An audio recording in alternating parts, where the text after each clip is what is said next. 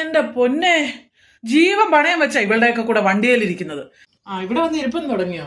ഞാൻ ഇവിടെ വന്ന് അങ്ങ് തളർന്നിരുന്ന് പോയതാ എന്റെ കുഞ്ഞെ. മനുഷ്യനെ വണ്ടിയിലിട്ട് വെള്ളം കുടിപ്പിച്ചിട്ട് അമ്മയോട് ഞാൻ ഒരു 100 പ്രാവശ്യം പറഞ്ഞിട്ടുണ്ട്, അമ്മ വണ്ടിയിലിരുന്നിട്ട് നമ്മൾ എവിടെയോട്ടെങ്കിലും വണ്ടി വളയ്ക്കാറാവുമ്പോ ആ തൊട്ട് സെക്കൻഡിൽ പറയരുത്, എനിക്ക് ഇൻഡിക്കേറ്റർ ഇടണം, ഗിയർ ഡൗൺ ചെയ്യുകയൊക്കെ വേണം. അമ്മയ്ക്ക് ഇരുന്നുകൊണ്ട് അങ്ങോട്ട് വലത് ഇടത് നേരെ ചരിഞ്ഞ് അങ്ങനെയൊക്കെ പറഞ്ഞാൽ മതി. ഓ പിന്നെ ബാക്കിയുള്ളവർക്കൊന്നും വണ്ടിയെ പറ്റി അറിയത്തില്ലല്ലോ. അങ്ങനെ ആ വണ്ടി ഓടിക്കുന്നവര് ഗിയർ ഇടുകയും ഇൻഡിക്കേറ്റർ ഇടുകയും ഒക്കെ വേണം. ചിലപ്പോ എനിക്ക് വഴിക്ക് സംശയം കാണും.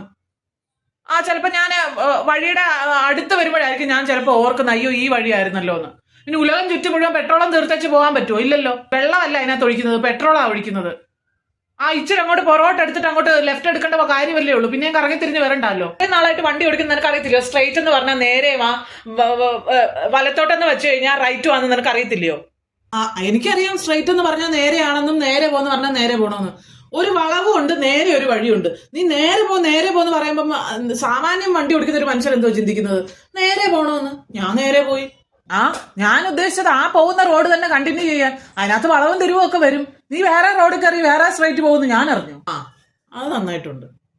അമ്മ എന്നോട് പറഞ്ഞു, വേറെ ആരോടും ഇത് പറയരുത് കേട്ടോ. ഞാൻ ഇനി നിന്റെ കൂടെ വരുന്നില്ല. ഇന്നത്തോടെ വരവ് നിർത്തി, എനിക്ക് വയ്യ. വരണ്ട അമ്മ, ഇനി എൻ്റെ കൂടെ വരണ്ട. ടാക്സിയോ ഊബറോ എന്തോന്ന് വെച്ചാൽ പിടിച്ചു പോക്കോ, ഓട്ടോ ആയാലും റിക്ഷ ആയാലും പിടിച്ചു പോക്കോ, എനിക്ക് കുഴപ്പമൊന്നുമില്ല. എന്തിനാ നമ്മളിങ്ങനെ പിള്ളേരെ വളർത്തുന്നത്? ഡ്രൈവിംഗ് ഒക്കെ ഇത്രയും പൈസ കൊടുത്ത് ഡ്രൈവിംഗ് ഒക്കെ പഠിപ്പിച്ചിട്ട് എന്തുവാ നമുക്കെന്തോ പ്രയോജനം? ഇതാ പറയുന്നത്, നമ്മൾ മക്കളെ ഒന്നും ഒരു കാര്യത്തിലും നമ്മൾ ആശ്രയിക്കരുതെന്ന് പറയുന്നത് ഇതാ. അവനോടുണ്ടെങ്കിൽ ഉണ്ട്. കുറെ ഡ്രൈവിംഗുകാർ വന്നേക്കുന്നു.